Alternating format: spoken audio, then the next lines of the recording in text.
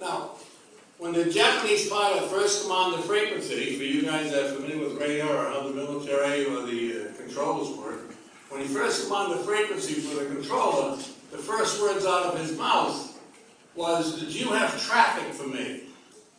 And when the controller hears these words, it means doom, because right away he forgot something. He's got somebody else up there that shouldn't, and why would a pilot ask if we had traffic?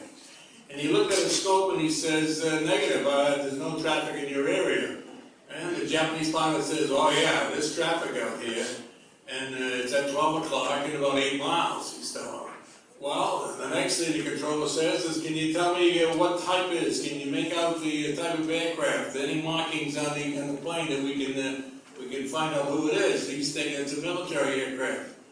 And the Japanese pilot says, there's no markings. It's as big as 4 aircraft carriers. It has yellow and white lights around the center, and it's big. And he was a little bit worried. Well, this machine followed him down for 31 minutes. Halfway through his flight, he makes a 360-degree turn. Now, when I say he makes it, he doesn't do anything unless the FAA says you can do this. So they told him, if you want to deviate, you want to change your altitude, let us know. When he changed his altitude a couple of times, makes a 360, and this UFO stayed with him all the way. Scared the pants off.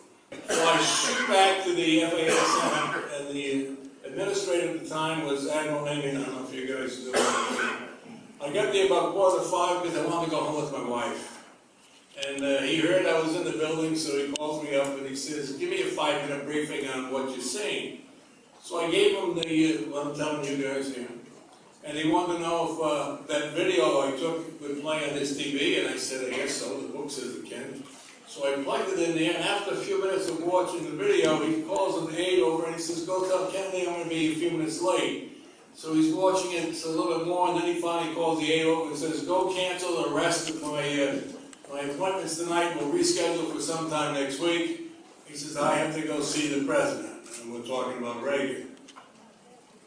So when he got all done, he said, don't talk to anybody, I'll get back with you, and I'll tell you what to do. I'm on my way to see Reagan. The next morning I came to work, and I got a call from some guy who said he was at the CIA. He wanted to talk about a UFO.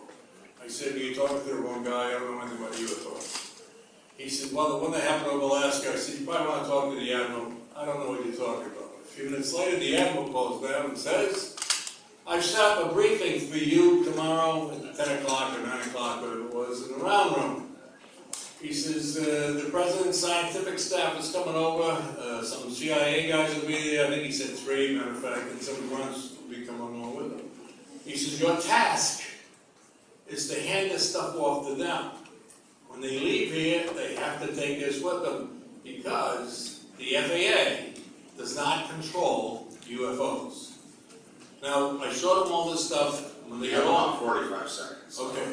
When they got all done, one of the scientists came out and said they had 3 or 4 questions. They wanted to know the speed of the antenna, the frequency of the antenna, the logarithm for the height-finding equipment. And the people I brought with me just happened to be experts, and they answered all the questions.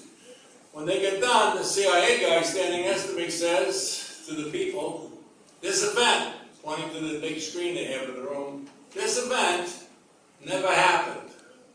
We were never here. We're confiscating all this data, and you're all sworn to secrecy.